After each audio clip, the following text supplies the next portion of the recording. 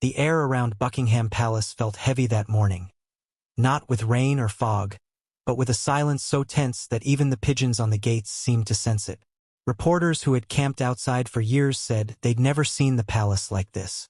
Before we continue, please hit the like button, subscribe to the channel, and turn on the notification bell for updates. The usual rhythm of royal routines. Guards changing, cars pulling in and out, tourists snapping photos had come to a full stop. Every eye was trained on one balcony window, the one that belonged to Princess Anne. Behind that glass, they said, something historic was unfolding. And 5 minutes later it was confirmed. Princess Anne had done what no royal in recent memory dared to do. She had broken the silence surrounding Meghan Markle and ordered the release of the suppressed internal royal HR report that exposed the truth no one wanted to admit. The announcement struck the world like lightning. Within minutes, every news network from London to Los Angeles was broadcasting the same breaking headline. Princess Anne orders release of palace report, Meghan Markle under investigation. But it wasn't an investigation anymore. It was action. And behind those formal words, there was a deeper story, one that had been buried for years under layers of royal discretion, media manipulation, and fear of public backlash. The firm, as insiders call the royal family's institution, had always been built on silence. But now that silence had shattered. At the center of it all was a single word: abuse. The kind of word the palace never uses publicly, and certainly never attaches to one of its own. But this time, it wasn't coming from tabloids, gossip magazines, or anonymous leaks. It came from Princess Anne herself, a woman known across the Commonwealth for her discipline, duty, and refusal to bend under pressure. In a voice measured but unflinching, she confirmed that the long-suppressed internal HR report detailed multiple accounts of emotional and verbal abuse toward palace staff during Meghan Markle's tenure as a working royal. The shock wasn't just in what the report revealed, but in what it implied, that the royal household had tried to cover it up. And had made sure the truth could no longer be hidden. The beginning of this story isn't in 2025. It starts years earlier, behind gilded doors and whispered complaints that never reached daylight. Staff who once worked closely with the Duchess of Sussex had quietly stepped down, citing exhaustion and emotional strain. At the time, royal watchers dismissed it as gossip, the usual churn of palace life. But inside the HR department, something was wrong. Complaints had been filed, detailed, consistent, and troubling. Aides described being broken down, humiliated, and reduced to tears. A senior official who saw the early drafts of the report once said, "It wasn't one or two isolated moments. It was a pattern." Yet for years, those accounts remained locked away, sealed under the instruction of senior advisors who feared what public exposure would mean for the monarchy's image. Princess Anne, however, had a different view. She had lived through the family's most turbulent decades, divorces, scandals, and tragedies, and believed that integrity mattered more than image. According to palace sources, she had raised the issue privately with King Charles more than once, urging him to confront the truth before the world did it for him. But each time, her calls for transparency were met with hesitation. The family was fractured, still reeling from Harry and Meghan's exit, and the last thing they needed was another storm. So the report remained buried. Until now, when Anne appeared before the cameras that morning, she was composed as always, her voice calm, her expression unreadable. But those who know her say that calm often masks fury. "The monarchy cannot serve the people while deceiving them," she said, her words deliberate, almost surgical. "It is our duty to confront wrongdoing, even when it is painful." She did not say Meghan's name directly, but the implication was unmistakable.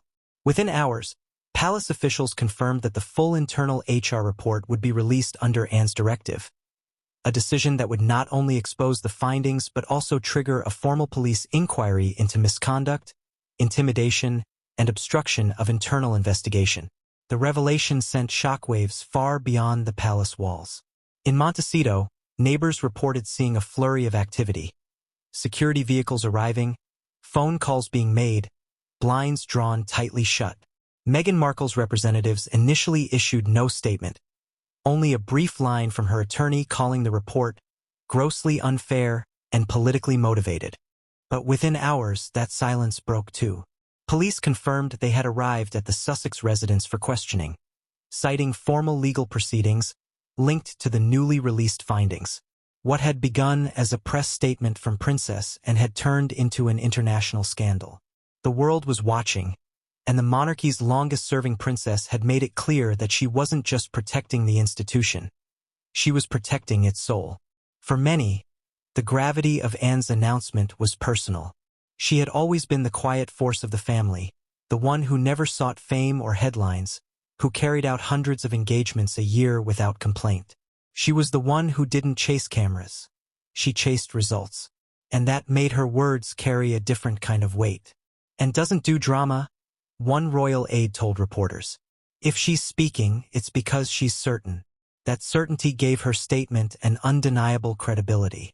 It wasn't a political maneuver, it wasn't an emotional reaction. It was a moral stand. As footage replayed across news channels, the tone of the story began to shift. It was no longer framed as Meghan versus the monarchy. It became the crown versus conduct. For the first time, the narrative wasn't about media bias or family tension. It was about accountability. The royal household apologizes to all staff members who experienced mistreatment. The official palace statement read, "The Duchess of Sussex's royal title has been formally revoked, effective immediately." The words echoed through history.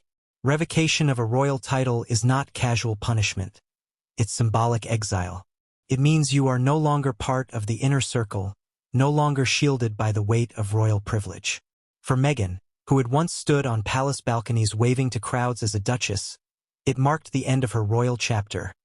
Not with farewell speeches or grand ceremonies, but with handcuffs and a police escort. But even as the cameras zoomed in on those details, the story's emotional core lay elsewhere. In the moral and human questions Anne's action forced into public debate. Was this justice or was it vengeance? Was the palace finally standing up for its staff, or merely saving face after years of silence?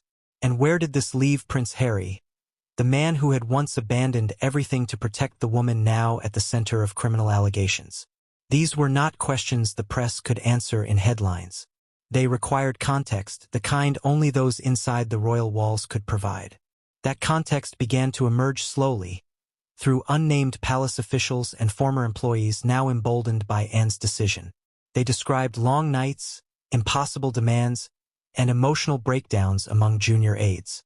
Some admitted they'd once been warned not to take things further, told that raising complaints would create diplomatic problems. But the most disturbing detail was how far the suppression went. The report had been ready for review 2 years ago, one insider claimed. It was stopped at the highest level. Those words turned the spotlight not just on Meghan, but on the institution itself. For all the palace's grandeur and history, it had nearly protected wrongdoing in the name of stability. And that, to Princess Anne, was unacceptable. The middle of this unfolding drama was marked by tension between duty and blood. Insiders reveal that King Charles was deeply conflicted when Anne first presented the report to him, insisting that the family handle it internally. But Anne reportedly replied, "We've handled too much internally, and look where that's gotten us." It was a defining moment between brother and sister, two lifelong royals shaped by the same upbringing but guided by different instincts. Charles wanted peace, and wanted principle. In the end, it was Anne's persistence that broke the impasse. The decision to go public was not made lightly. It was made painfully, after years of watching the institution's reputation bleed from silence and avoidance. By the time her statement was over, the world had already moved into analysis mode. News outlets debated what this meant for the monarchy's future, for Harry's relationship with his family, for the very concept of royal immunity. But beneath the speculation, something deeper was shifting. A rare moment of moral clarity in an era of endless spin. The royal family, so often accused of secrecy and manipulation, had chosen exposure over comfort. And that decision carried both dignity and devastation. As evening fell over London, Cameras caught the image that would dominate tomorrow's front pages. Princess and stepping out of the palace in a dark coat, her expression unreadable, her pace steady. Behind her, through the palace gates, reporters shouted questions. Did you speak with the king? Was Harry informed? Do you regret this, your royal highness? She didn't respond. She didn't need to. Her silence said everything. For a woman who had lived her life defined by restraint, this was perhaps the loudest act she'd ever made. In Montecito, the picture was starkly different. A convoy of police vehicles pulled away from the Sussex estate under flashing lights. Local law enforcement confirmed that a formal questioning had taken place and that further actions were pending based on investigative developments. The footage circulated instantly, looping side by side with Anne's announcement. One clip showed Meghan Markle being led toward a vehicle, her face partially obscured, while in the corner of the screen, an image of Princess and giving her statement played. It was a juxtaposition the internet would never forget. Two women who had once stood together on royal stages, now separated by truth and consequence. By nightfall, Buckingham Palace released a follow-up statement thanking all employees past and present for their courage in speaking truthfully.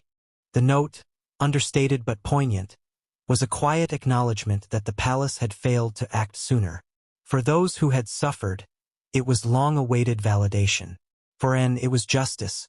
And for Meghan, it was the moment her royal identity, the title, the influence, the protection was stripped away. As the clock neared midnight, analysts began to frame the day as a turning point in royal history. This was more than an announcement, one BBC correspondent said live on air. It was a reckoning. Princess Anne has done what others would not. She's drawn a line between service and celebrity, between leadership and indulgence. The ending of the introduction leaves one chilling question for the audience. What else was in that report? If this is only the beginning of what Anne chose to make public, what truths still lie beneath? And as Meghan faces formal charges and the monarchy rebuilds its image, one thing has become certain. In the eyes of the world, silence will no longer protect anyone. The royal reckoning has begun. The first time the words confidential internal file were whispered inside Buckingham Palace, it was almost dismissed as gossip. It was late 2020, a year already heavy with tension from the royal exit and the endless storm of public opinion surrounding Harry and Meghan. But behind closed doors, a few senior staff members began to gather quietly in an upstairs meeting room, away from cameras and courtiers, to review a growing number of complaints from employees who had worked under the Duchess of Sussex. They spoke in low voices, wary of who might be listening. Their notes were careful, their tone cautious. Each testimony followed the same unsettling pattern. Humiliation, verbal aggression, intimidation, exhaustion. At first, they thought it was just miscommunication between cultures, perhaps the strain of adapting to royal life. But as the details accumulated, they realized it wasn't a misunderstanding. It was a pattern of behavior that left people shaken and careers destroyed. The report was never meant to be public. Inside the palace, documents like that are protected not only by confidentiality agreements but by tradition. The monarchy runs on discretion. What happens behind the palace gates stays there. But as the complaints grew, it became harder to ignore. Some staff members quit suddenly. Others requested transfers. A few, deeply distressed, reached out to external advisors. The HR director, a woman known for her professionalism and loyalty to the institution, decided something had to be documented formally. So she compiled every account, every date, every piece of supporting correspondence into a structured file labeled Internal HR Review, Staff Conduct. It wasn't long before someone higher up took notice and shut it down. At the time, the late Queen was still alive, and the family was desperate to avoid another public scandal. They were already navigating the fallout from the Megxit decision and the growing tension between the Sussexes and the rest of the royal household. The HR report was considered too volatile, too politically dangerous. It was quietly archived, marked for senior eyes only. But inside the walls of the palace, word spread. The few who had seen it couldn't forget what they read. It wasn't tabloid fiction. It was first-hand testimony from people who had lived it, Princess and learned of the report not from gossip but from her own staff, who had friends and colleagues among those affected. She was horrified. Known for her no-nonsense approach to duty, she could not accept that the royal family, the institution she had served tirelessly since her youth, might be suppressing evidence of cruelty within its own walls. She requested a private briefing. According to palace insiders, when she read the summary pages, her expression barely changed. She simply said, "We cannot pretend this didn't happen," from that moment on, and became determined to see the truth come out. Anne's involvement marked a turning point. While others hesitated, fearing public backlash and diplomatic chaos, she saw the issue as moral, not political. For months, she lobbied quietly behind the scenes, urging the king and senior courtiers to allow the report's findings to be reviewed independently.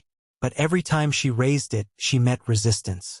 Advisors warned that it would reignite the war between the palace and the Sussexes, undermine public confidence, and worsen divisions within the family. Charles, always mindful of unity, pleaded for patience. But Anne's patience was running out. She remembered how her mother had once said, "The monarchy endures only because it serves." To Anne, that meant serving with integrity, not secrecy. She began gathering her own informal notes, drawing connections between public resignations, internal transfers, and the people named in the report. What she found confirmed her fears. The problem had been known for years, and deliberate steps had been taken to keep it hidden. By early 2025, the pressure was impossible to contain. A trusted former aide who had left the palace years earlier gave a confidential interview to an investigative journalist. Without naming names, they hinted at emotional abuse and unacceptable behavior from a senior royal figure. The internet lit up instantly with speculation. The palace issued a brief denial, but behind the scenes, panic erupted. That's when Princess Anne made her move. She called a private meeting with King Charles and the Lord Chamberlain. Those present later said she came prepared. Copies of documents, a timeline, and a simple statement. "If we do not tell the truth, others will." The king hesitated. He had already faced so much upheaval since ascending the throne. Public pressure, constitutional reforms, and growing cynicism toward the monarchy. But he trusted Anne's judgment. She had no interest in politics or personal gain. Her loyalty had always been to the institution, not to convenience. After an hour of discussion, Charles reluctantly agreed to review the report again. What he read was worse than expected.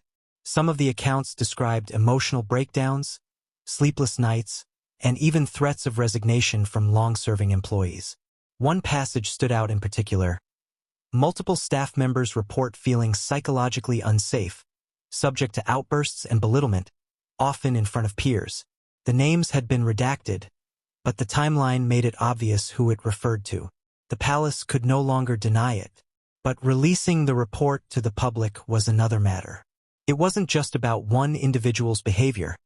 It was about an entire system that had chosen silence.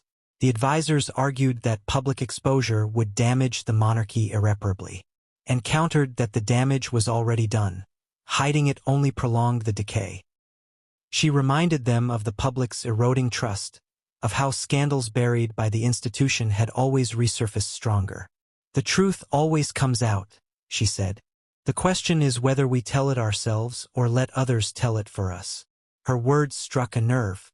For the next several weeks, internal discussions continued. Some senior members wanted to quietly settle matters legally, compensating the staff involved without releasing the document. Others proposed a partial statement, vague, carefully worded, and devoid of names. But Anne rejected both options. "We are not negotiating morality," she said during one meeting.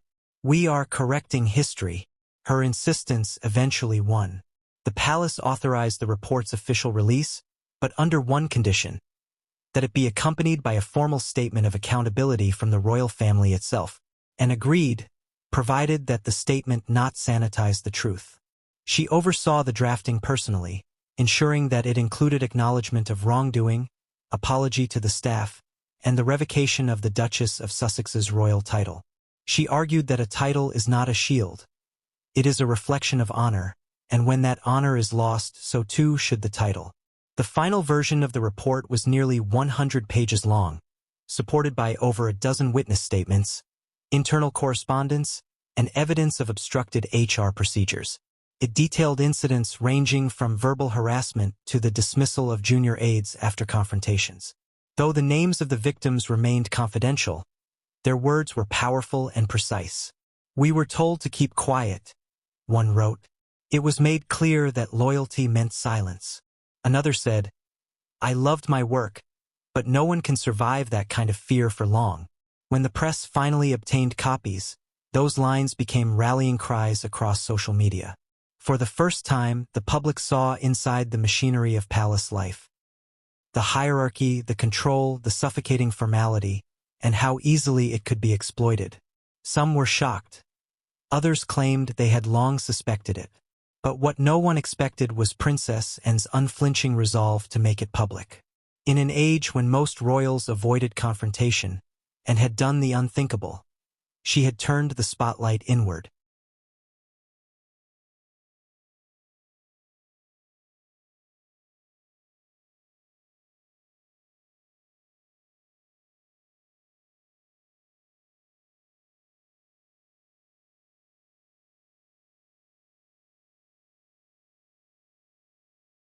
The announcement was issued at precisely 6 p.m. London time. The timing was deliberate, late enough for global audiences to be awake, early enough to control the news cycle. Within moments, the statement was broadcast around the world. The impact was immediate and visceral. Crowds gathered outside Buckingham Palace, not to protest, but to witness history. Reporters shouted questions toward the gates, their voices overlapping in the cold evening air. Inside the palace, Princess Anne stood at the window of her private quarters, watching the press lights flicker below.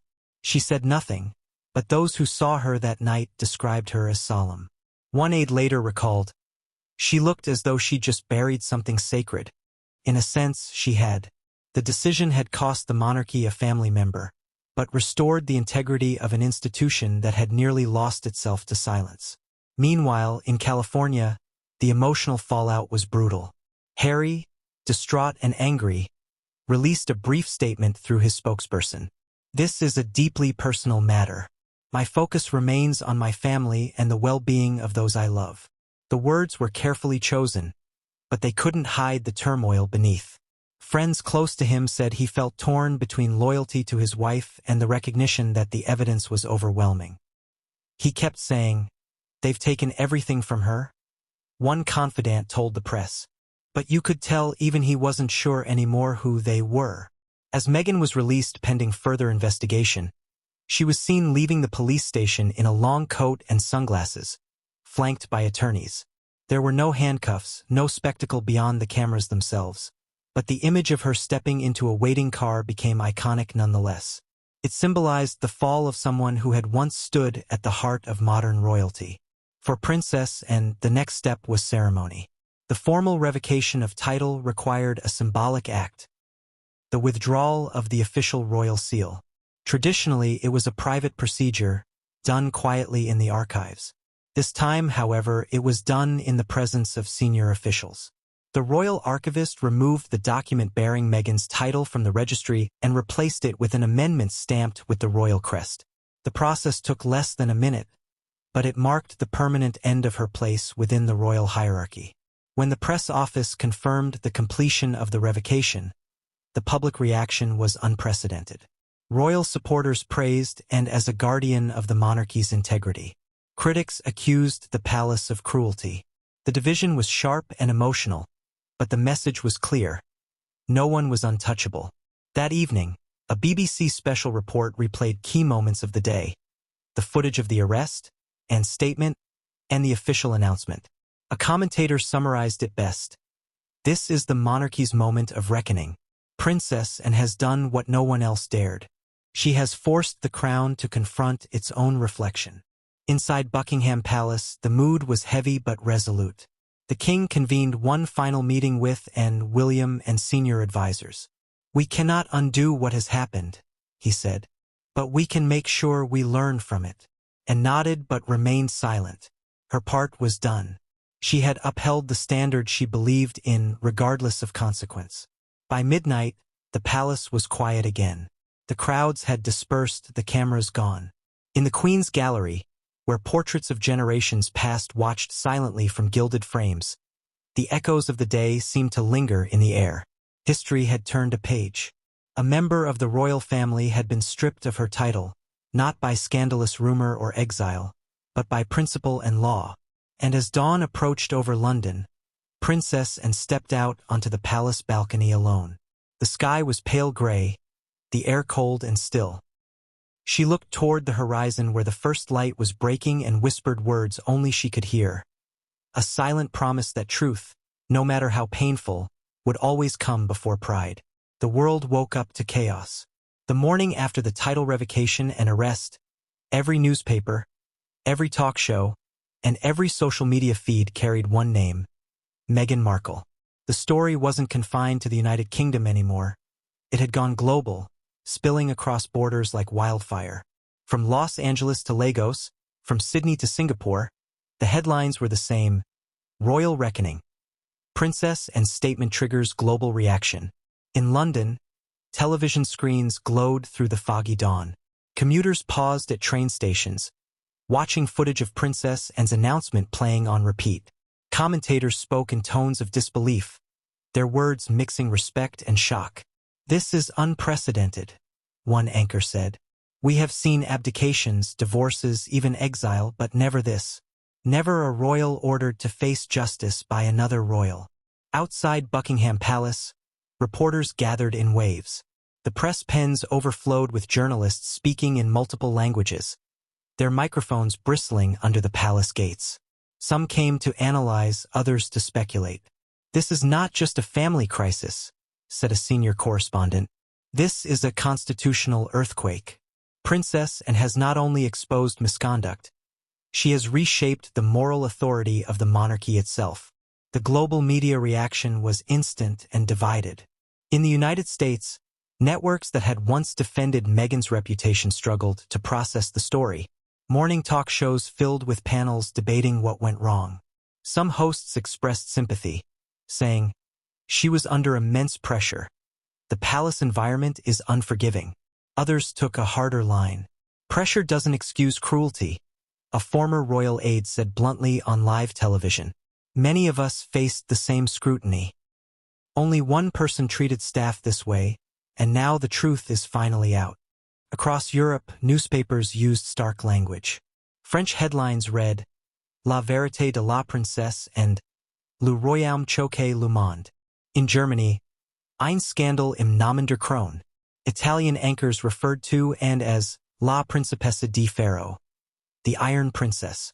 The tone was nearly unanimous. Admiration for Anne's moral strength and astonishment at the palace's sudden transparency. But not everyone agreed.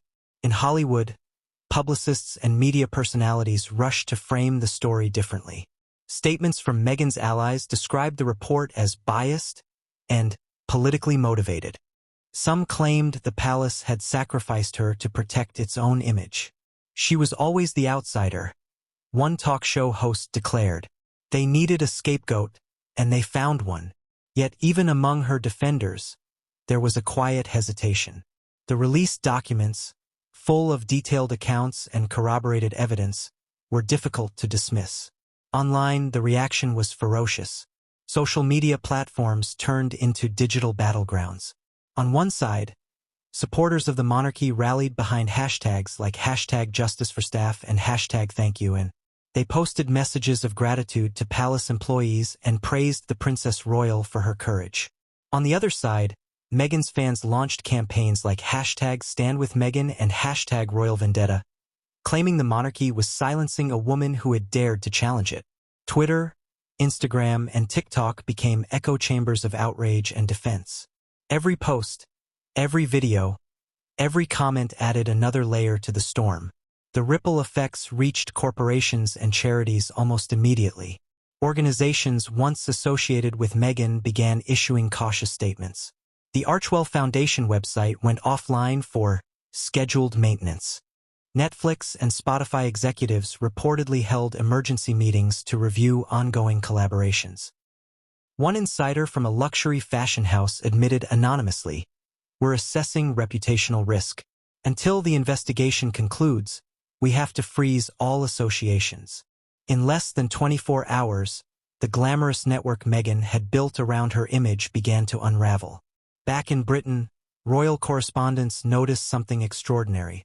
The public mood had shifted. For years, debates around Meghan had been polarizing, splitting generations and even families. But this time, the focus was different. The story wasn't about identity or politics. It was about accountability. The HR report, the testimonies, and the visible pain of those who had served quietly behind the palace walls resonated deeply with ordinary people. "We all know what it's like to have a cruel boss," one caller said on a BBC radio segment. "Imagine being told to stay silent because they're powerful. That's why N's action matters." Among the staff who had once worked for Meghan, relief mixed with grief. For them, the release of the report was both vindication and reopening of old wounds. Several former aides, speaking through intermediaries, described the atmosphere as surreal.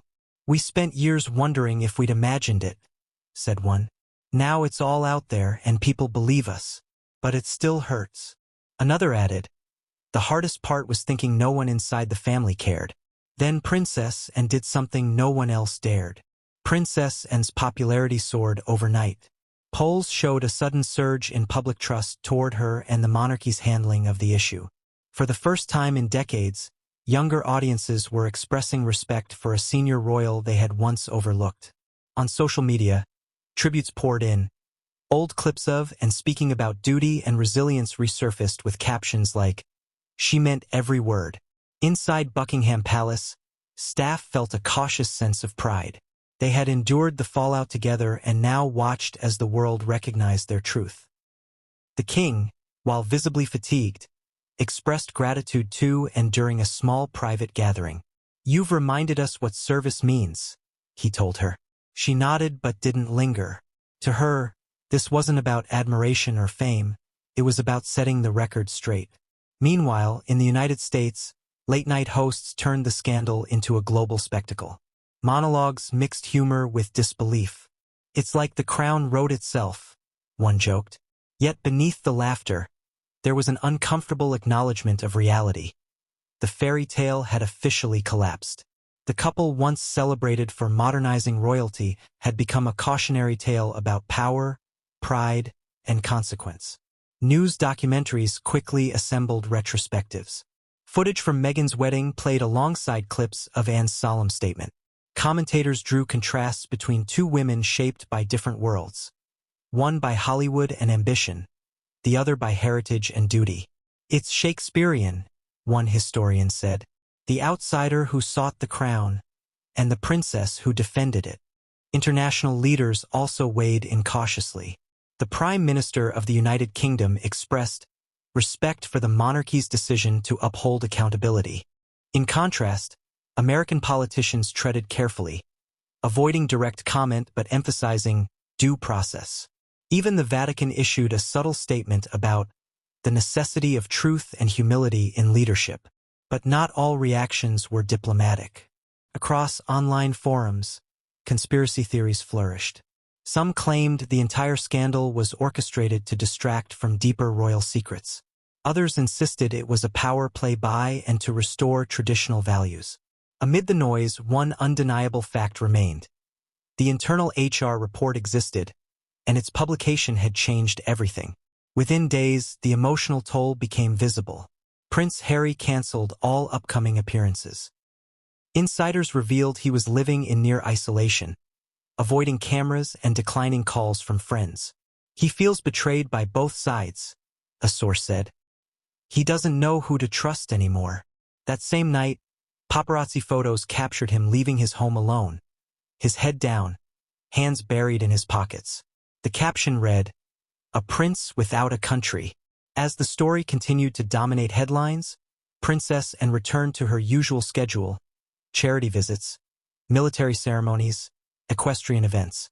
Yet every public appearance drew unprecedented crowds. People cheered not with the enthusiasm reserved for spectacle, but with the respect given to someone who had done something difficult and necessary. When asked by a reporter whether the international reaction surprised her, she answered quietly, "People recognize sincerity when they see it." In the midst of all this, the palace announced a new initiative, a Royal Ethics Council designed to oversee staff welfare and accountability across all royal households. The program, reportedly spearheaded by and herself, was described as a permanent safeguard ensuring the dignity of service. It was both a symbolic and practical gesture, one that signaled a shift toward modern transparency. The global reaction continued to evolve. Newspapers in Canada and Australia published editorials praising the monarchy's courage. African commentators, often critical of royal history, described its actions as a rare act of justice within an empire built on silence. In India, one newspaper headline captured the sentiment perfectly: "The crown cleans its own house." Through it all, the narrative crystallized into two opposing symbols. Meghan Markle, the fallen figure who had once promised change but brought turmoil, and Princess and the stoic enforcer who chose duty over comfort. Together, they represented the monarchy's internal war between emotion and principle, glamour and discipline, image and truth. By the end of that week, one defining image circulated across news outlets worldwide. A split photograph showing and standing outside the palace gates during her address, and Meghan walking out of the Montecito police station, her head bowed. Between the two images, the headline read, "Two women, two choices, one crown." The reactions, loud and divided, were only the beginning. What came next would be the most personal and heartbreaking phase of all, the reckoning within the royal family itself, as and prepared to make the most difficult speech of her life. The announcement came just before sunset. The palace had issued a brief notice to media outlets. Her Royal Highness the Princess Royal will deliver a televised address from Buckingham Palace at 7 p.m. local time. No details, no elaboration. Within minutes, speculation flooded every network. Some thought it would be a formal follow-up to the HR report. Others feared it might be a resignation. But those who understood Anne's character knew she didn't speak for ceremony. She spoke for necessity. By the time the cameras went live, the palace courtyard was filled with journalists, lights, and the quiet hum of tension. The broadcast began with a simple shot. Princess Anne standing alone in the white drawing room, the same room where her mother had once delivered Christmas messages to the nation. There were no flags, no elaborate backdrops, no scripted grandeur. Just Anne, dressed in a black suit, a small brooch pinned to her lapel, her face composed but visibly worn. The gravity in her eyes told the world that what she was about to say was not a prepared speech. It was a reckoning. When she began to speak, her voice was steady, though each word carried the weight of restrained emotion. In recent days, the world has witnessed a painful truth unfold. A truth that has challenged not only this family but the very principles upon which the monarchy stands. We have long believed that duty and compassion guide our service. But there are moments when silence becomes complicity. This is such a moment. She paused, letting the words settle. The silence that followed wasn't empty. It was reverent, tense, filled with collective breath. "I have spent my entire life in service to this nation," she continued. "Service means more than ceremony. It means accountability, even when it brings sorrow. The recent findings have revealed a failure, not only in conduct but in our willingness to confront it sooner. For that, we as an institution must apologize to those who suffered under our care. And as a family, we must accept the consequences of our neglect." Her tone shifted slightly, softer now, almost maternal. "The crown is not infallible. It is human, and when humanity fails, the crown must act not with pride, but with humility." Millions watched in silence. In living rooms across Britain, elderly viewers sat motionless, remembering the last time they had heard such solemn truth spoken from the palace. During the days after Diana's death, younger audiences, often cynical about royal statements, found themselves unexpectedly moved. The authenticity was undeniable. There was no polish, no rehearsed compassion. Anne's words carried the unmistakable ring of truth. Then came the line that changed the tone from sorrow to conviction. Justice, even within our walls, must not be selective. To those who have been mistreated, silenced, or dismissed, I have heard you. I have read your words. And I promise you this. Your courage will not be forgotten. She took another pause, inhaled deeply, and looked directly into the camera. This decision has come at great personal cost. It has divided a family I love deeply. But to protect the integrity of our service, we cannot hide from consequence. We must face it with grace and with resolve. This is not vengeance. It is responsibility. Her expression softened. The smallest flicker of sadness crossed her face. There will be those who question this choice, who will see it as punishment rather than correction. But I assure you, nothing about this brings satisfaction. The monarchy cannot stand as a symbol of unity if it allows cruelty to dwell in silence. To rebuild trust, we must lead with truth.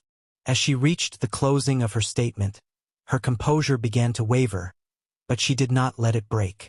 My brother, His Majesty, has shown courage in allowing this truth to be seen. I thank him. To those who still believe in what the crown represents, service, duty, decency, I ask for patience and compassion as we continue to make amends. There will be no return to what was, only a commitment to do better. Her final words were simple, stripped of all ornament. To the men and women who serve behind the scenes of this family, you are not invisible. Your voices matter. Your dignity matters. The monarchy endures not because of power, but because of the people who keep it upright. This is for you. She stepped back slightly, signaling the end of the broadcast. There was no applause, no music, no royal crest fade out. Just a few seconds of silence before the screen went dark. The reaction was immediate and profound. Within minutes, hashtags like #AnneSpeaksTruth and #RoyalReckoning flooded social media. News anchors struggled to maintain objectivity as they replayed the footage. Commentators described it as the most honest royal address in generations. The BBC anchor who covered it live simply said, "That was not a statement. That was history." Inside the palace, the weight of Anne's words settled like a heavy blanket. Staff members stood quietly in corridors, some with tears in their eyes. Many had been there during the worst of the crisis, and hearing their experiences acknowledged, the sincerity in his tone pierced through the tension that had surrounded his name for years. This was not the defiant, angry prince of interviews past. This was a man reckoning with himself. "I've learned something I wish I'd understood earlier," he said. "Forgiveness isn't weakness. It's freedom. I forgive those who've spoken against me. I forgive the system that failed to protect us all. And I ask forgiveness from those I hurt by my silence. My mother believed that compassion could outlast cruelty. I hope she was right." He paused again, looking toward the photograph behind him. "I hope she's proud." For a brief moment, the feed was silent. Then he straightened up and concluded, "Whatever happens next, I want people to remember this moment not as a royal scandal but as a human one. We are all capable of harm, but we are also capable of change. And I intend to change." The stream ended without fanfare, no outro, no logo, just a black screen. But the impact was seismic. Within minutes, networks across the world were replaying clips of the apology. Commentators described it as the most raw confession from a royal in living memory. Even those who had long criticized Harry for his distance from the family admitted the statement carried authenticity. In Buckingham Palace, Anne watched the broadcast from her study. She didn't cry, but her eyes softened. When the video ended, she turned to her assistant and said, "He's finally facing it. That's all I ever wanted." Later that night, she met privately with the king. Charles looked weary, but a faint relief crossed his face. "He's trying," he said quietly, and nodded. "Then we must let him." The next day, headlines were almost reverent. "Prince Harry apologizes to royal staff. I confused loyalty with blindness," read one. "A prince redeems himself and honors his mother's legacy," wrote another. Social media flooded with empathy, admiration, and cautious forgiveness. Even some of Meghan's most ardent critics admitted that Harry's courage to speak had changed the tone of the narrative. Yet for Harry, it was only the beginning of a long and painful redemption. Friends close to him said he planned to return to the UK privately to meet with palace officials and, eventually, with the staff named in the report. "He doesn't want cameras," one confidant said. "He wants to look them in the eyes." As the days passed, his apology began to ripple through the royal family like quiet healing. It didn't erase the damage, but it softened the air. For the first time since the scandal broke, the monarchy seemed united not by image but by humility. Weeks later, a photograph emerged, grainy but powerful, of Harry and Meghan walking together across the palace grounds. No press, no ceremony. Just the two of them side by side. Reports later revealed it was an informal meeting arranged by Meghan herself. Witnesses described them talking quietly, Harry visibly emotional, and composed as always. At one point, she placed a hand on his shoulder. That image became symbolic. The prince seeking redemption, and the aunt who had delivered judgment now offering forgiveness. It was said that during their private conversation, Meghan told him, "You did not fail her, Harry. You failed yourself for a while. But now you've remembered who you are." Harry reportedly replied, "I didn't understand before. Now I do. Service means truth." For Anne, that was enough. She didn't need grand gestures or public praise. She only needed to see that the lesson had taken root.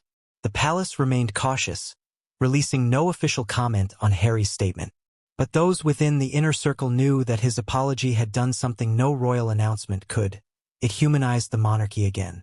And so, as spring approached, and the headlines slowly shifted to other matters, the echo of that apology lingered.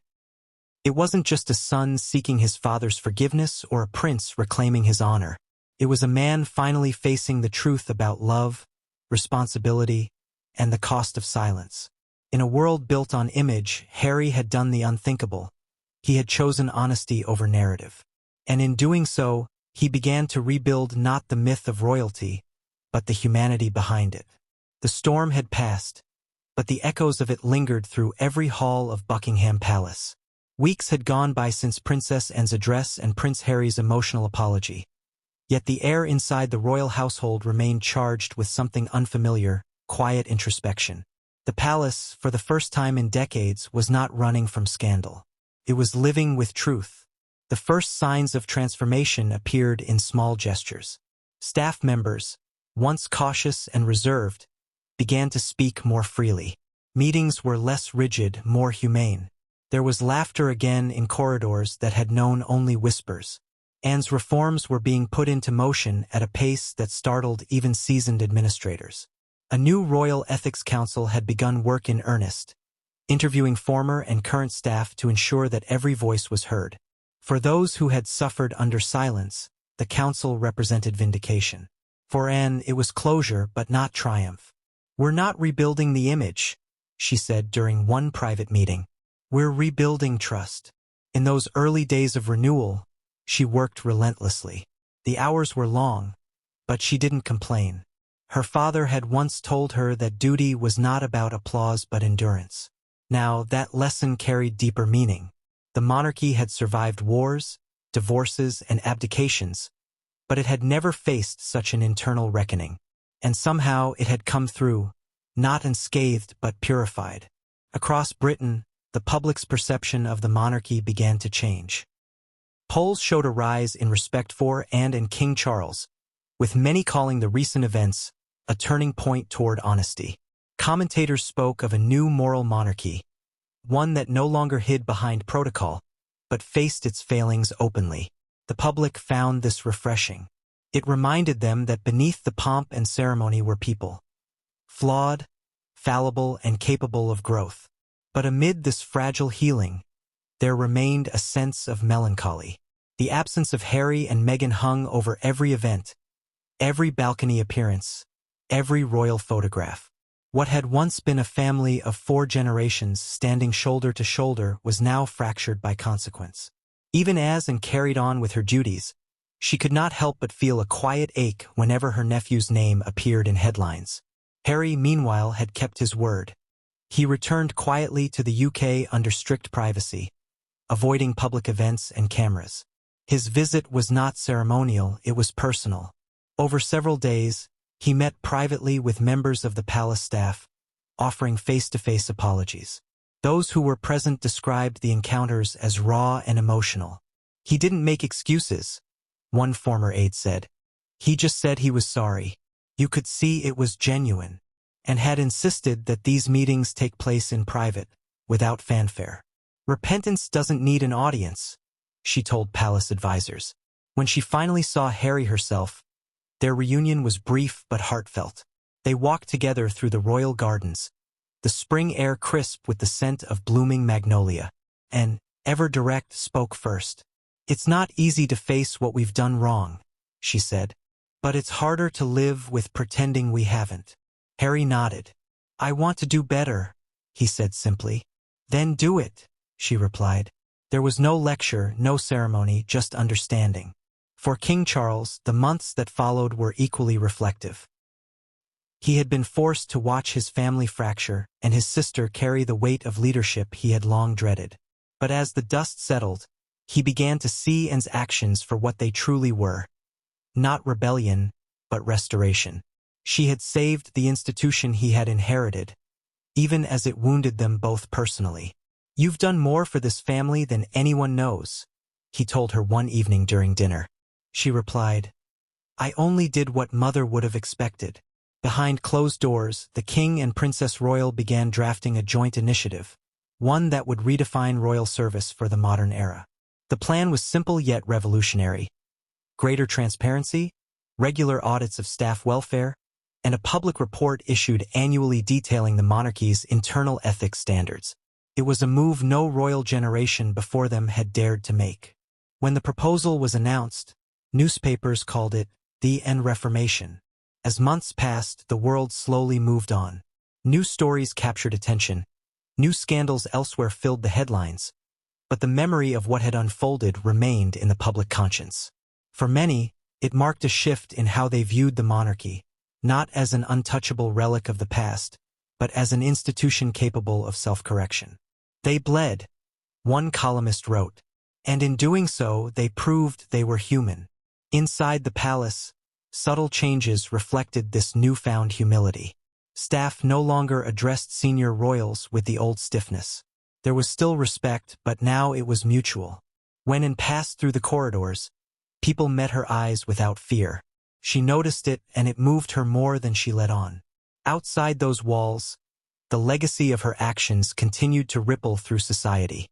Advocacy groups for workplace rights cited the royal report as a landmark example of accountability at the highest level.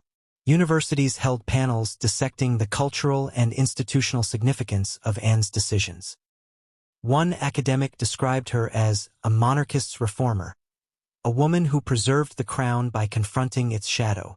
Yet even as the monarchy regained its footing, and found little joy in recognition, to her, the true test of integrity wasn't the applause of the crowd.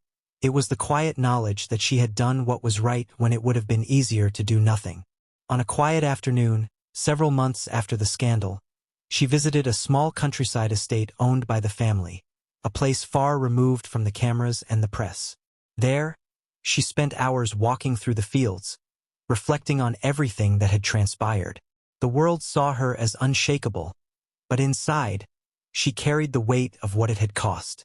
The family might have been restored publicly, but privately, they remained wounded.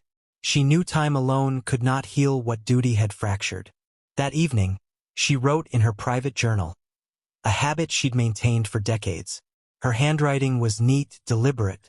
"Truth has no comfort in it," she wrote. "It does not soothe. It scars.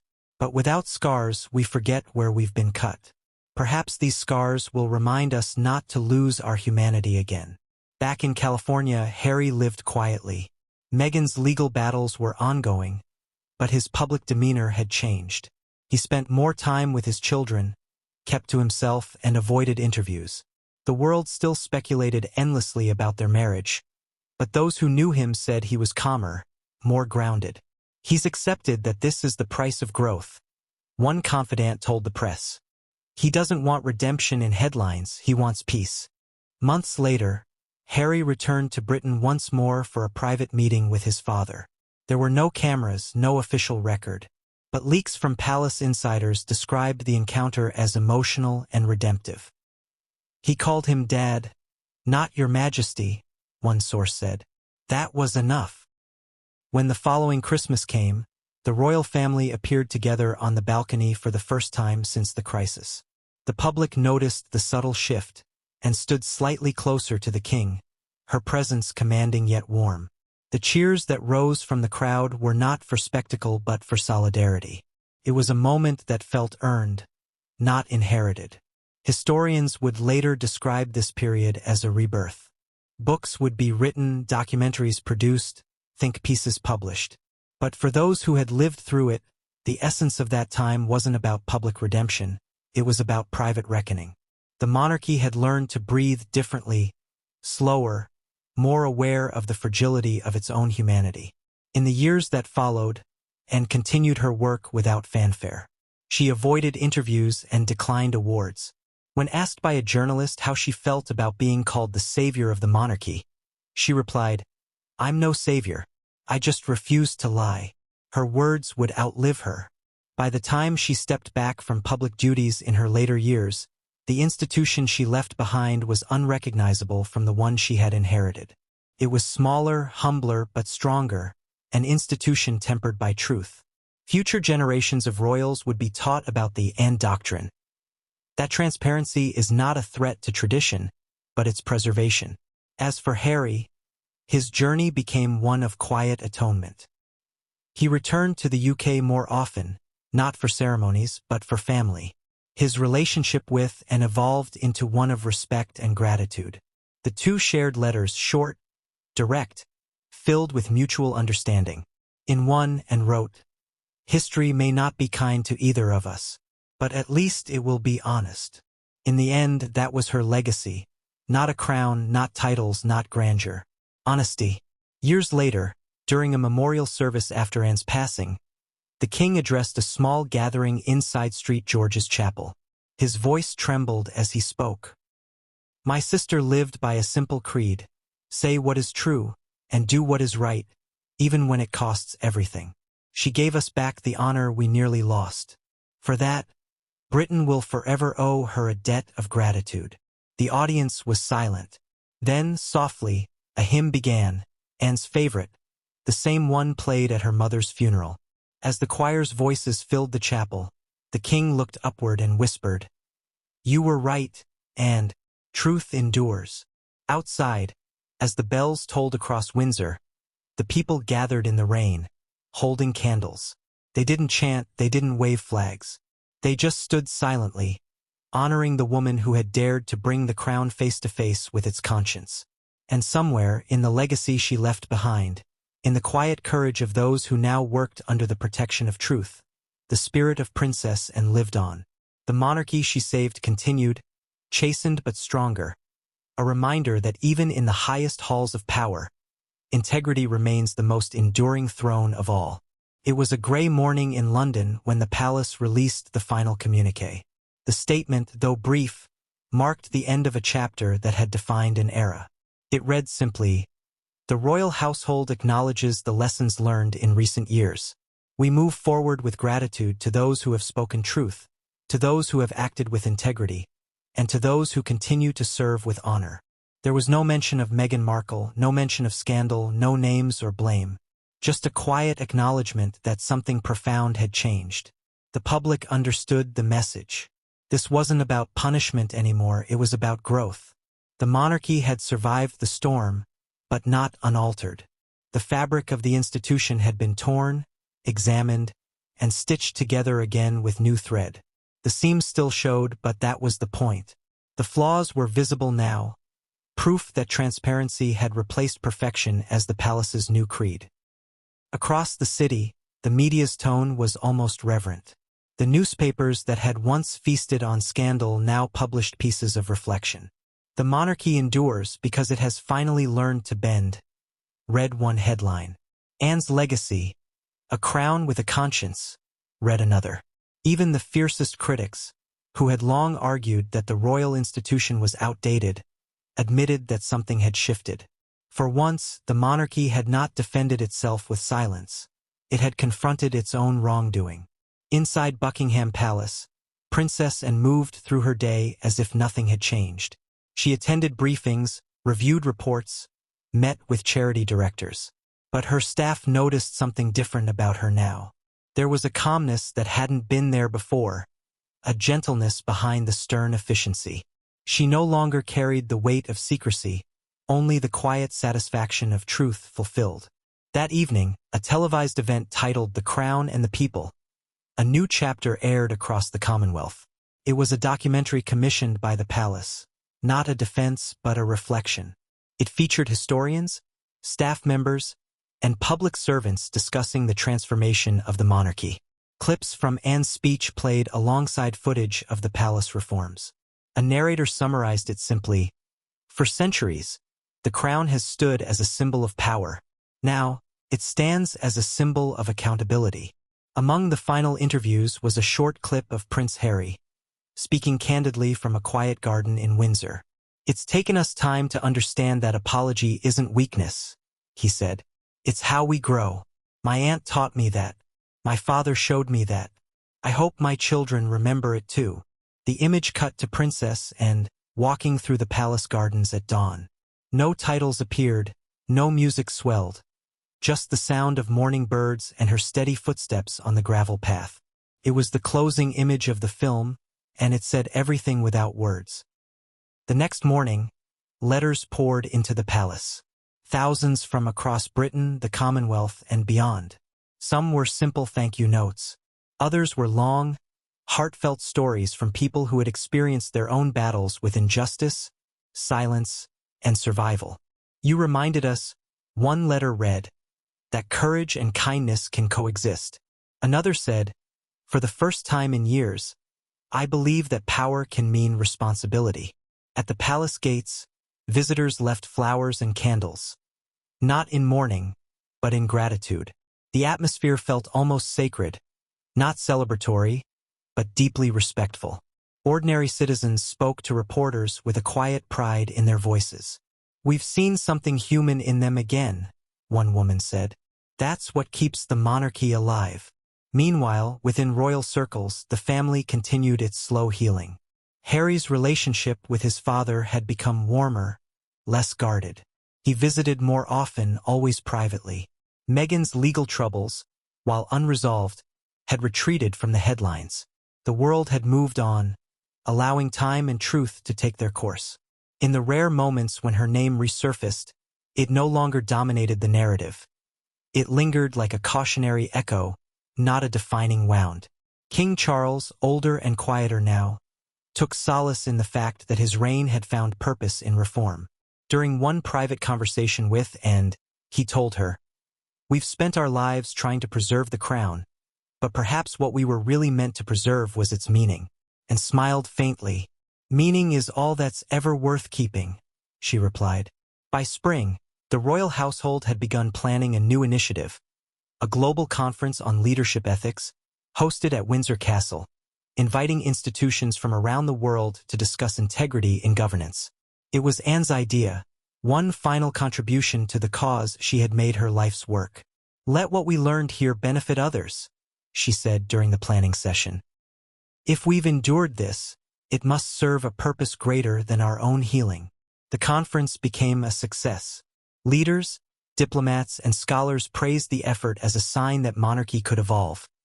Not through spectacle, but through sincerity. And didn't attend the closing ceremony. She didn't like applause.